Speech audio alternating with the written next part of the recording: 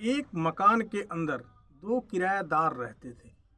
मकान मालिक लगभग 40 किलोमीटर दूर रहता था। एक दिन पहले किराएदार को मस्ती करने की सूझी। उसने सोचा कि वह तो पड़ोस में कोई रहता नहीं है, तो पड़ोसी के घर का बिजली का कनेक्शन ही काट देता हूँ। वह महीने महीने का किराया तो देता था, लेकिन वो आता बहुत कम था। उसने सोचा कि जो बिजली का बिल बचेगा उससे वह अपने किराए में एडजस्ट कर लेगा। इससे उसका भार थोड़ा कम हो जाएगा। और ऐसा सोचकर वह पड़ोसी की बिजली काट देता है। अभी बिजली कटे हुए कुछ ही समय हुआ था कि पूरे इलाके में बदबू फैल जाती है और लोग पता लगाने की कोशिश करते हैं कि आखिर बदबू आ कहाँ से रही है। लोग समझ नहीं पाते हैं और वो लोग पुलिस को सूचना देते हैं। पुलिस मौके पर आती है और पता लगाने की कोशिश करती है कि आखिर ये बदबू आ कहाँ से रही है। कुछ देर बाद पता लगाने के बाद पता लगता है कि एक घर में एक लाश है जो कि एक फ्रिज के अंदर बंद है और उसी लाश की बदबू पूरे इलाके में फैल रही है। आखिरकार यह पता चलता है कि महज बिजली के कुछ रुपए बचाने की वजह से एक ऐसी लाश का पता चलता है जो कि लगभग 10 महीने से फ्रिज में बंद है। आसपास के लोगों को इस घटना से वाकिफ होने के 10 महीने बाद किसी हत्या का खुलासा होने जा रहा है। मित्रों नमस्कार, आदाब, सत श्री अकाल। मैं विशाल सागर अपने channel crime and news entertainment story पर आपका स्वागत करता हूं। आज की कहानी कुछ इस प्रकार है कि आप लोग भी सोचने पर मजबूर हो जाएंगे। कहते हैं मित्रों कि कोई भी इंसान कितनी भी शातिर तरीके से कत्ल क्यों ना कर ले, वह कुछ ऐसी गलती जरूर करता है जिससे वह कहीं ना कहीं पकड़ा जाता है। वह कुछ ऐसे सुराग छोड़ ही देता है जिससे पुलिस के हाथ उसकी गर्दन तक पहुंच ही जाते हैं। और जब वह व्यक्ति पकड़ा जाता है तब उसकी बेटी की शादी 1 महीने बाद होने वाली होती है। मित्रों, ये सच्ची घटना मध्य प्रदेश का एक जिला देवास है। वहाँ की घटना है। शहर में एक कॉलोनी है जिसका नाम वृंदावन धाम बताया जाता है। 10 जनवरी 2025 सुबह लगभग 9 या 10 बजे की बात है। दुर्गंध को एक अजब सी स्मेल महसूस की जा रही थी। लोग परेशान हो जाते हैं और एक दूसरे से पता करने की कोशिश करते हैं आखिर बात क्या है, दुर्गंध कहाँ से आ रही है। जब किसी को कुछ समझ में नहीं आता है, जैसे जैसे दुर्गंध ज़्यादा फैलती जा रही थी, लोग धीरे धीरे उसके करीब जाते जा रहे थे, तो पता चलता है कि वो मकान नंबर 128 से आ रही थी। मकान नंबर में एक व्यक्ति जो रहता था उसका नाम बलबीर सिंह बताया जाता है। लोग कहते हैं कि तुम्हारे मकान से दुर्गंध आ रही है, पर वो मना कर देता है, नहीं, हमारे घर से ऐसा दुर्गंध क्यों आएगी, ऐसी क्या बात है। बलबीर सिंह किसी की सुनता नहीं है। तभी कोई पुलिस को 112 नंबर पर फ़ोन करके सूचना देता है और लगभग 5 मिनट के भीतर में ही पुलिस वहाँ तक पहुँच जाती है। पुलिस आती है तो पूछती है कि दुर्गंध आखिर कहाँ से आ रही है, तो सब लोग बताते हैं कि मकान नंबर 128 से आ रही है। पुलिस जब बलबीर सिंह के मकान के अंदर जाते हैं, उसके मकान को चेक किया जाता है, तो वहाँ से दुर्गंध नहीं आ रही होती है। लेकिन दुर्गंध उसके कमरे से नहीं बल्कि उसके बगल में जो 2 कमरे थे वहाँ से आ रही थी। लोग कहने लगे कि उन दोनों कमरों को खोलो, तो वह कहता है कि मैं तो सिर्फ एक ही कमरे में रहता हूँ, इन 2 कमरों से मुझे कोई मतलब नहीं है। इस कमरों के बारे में मकान मालिक ही बता सकता है। और मकान मालिक यहाँ से 40 किलोमीटर दूर इंदौर में रहते हैं, जिनका नाम BK श्रीवास्तव बताया जाता है। उनके बारे बात करने तो साल 2014 में देवास की वृंदावन कॉलोनी में एक मकान खरीदते हैं और वो उसको किराए पर दे देते हैं। इस बीच अक्सर उसमें किराएदारों का आना जाना लगा रहता है।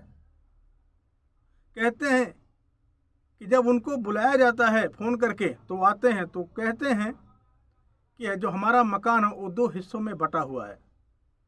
एक में बलबीर सिंह और दूसरे एक किराएदार जिनका नाम संजय पाटीदार बताया जाता है। संजय पाटीदार उज्जैन के एक गांव मकोलिया का रहने वाला होता है। अभी मैंने उसको कुछ दिन पहले ही फ़ोन किया था और पूछा था उससे, अगर तुम यहाँ नहीं रहना चाहते हो तो अपना सब सामान बांधो और यहाँ से जाओ और अपना सामान उठा के यहाँ से चले जाओ। तो वह कहता है कि मैं हर महीने तो आपको किराया देता हूँ, फिर आपको क्या दिक्कत है?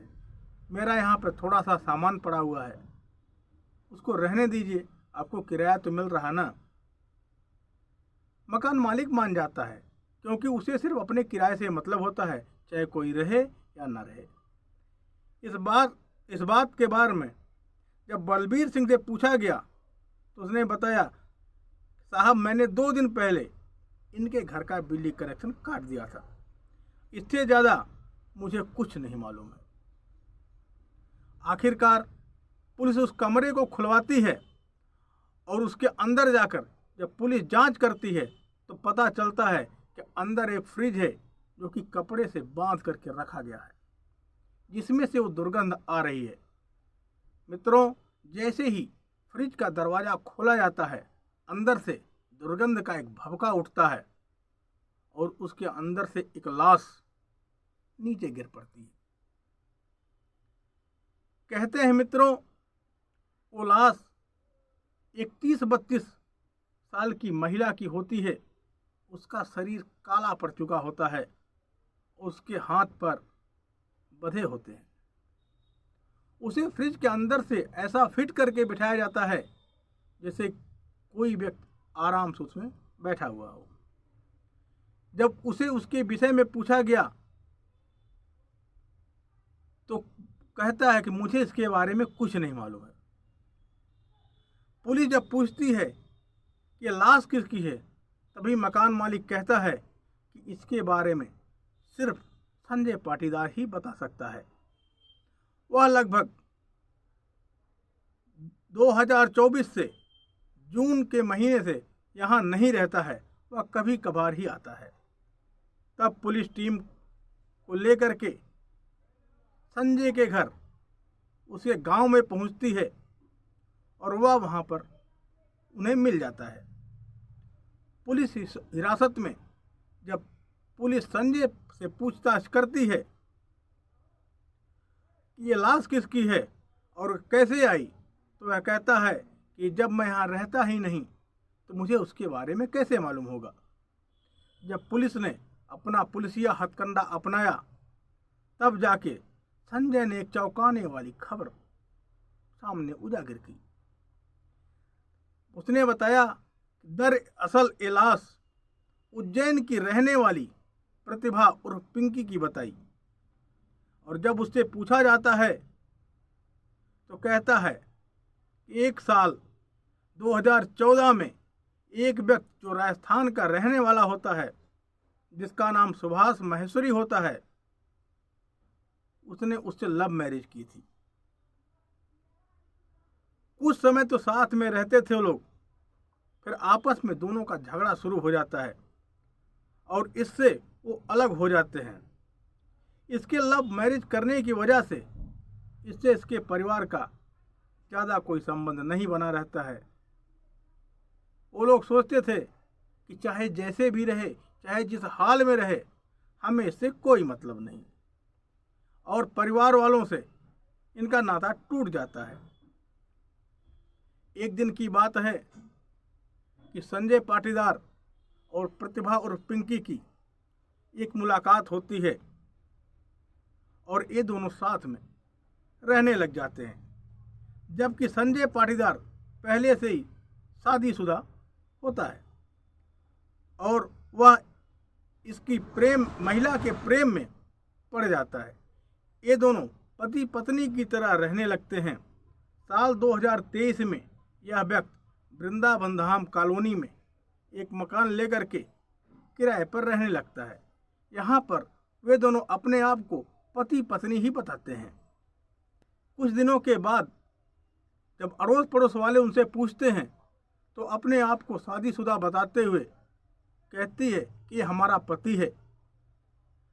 लेकिन जब शादी के लिए वो संजय पर दबाव बनाती है कि तुम मुझसे शादी कर लो क्योंकि पूरा मोहल्ला तुम्हें मेरे पति के रूप में जानता है, तो इस बात से संजय परेशान हो जाता है।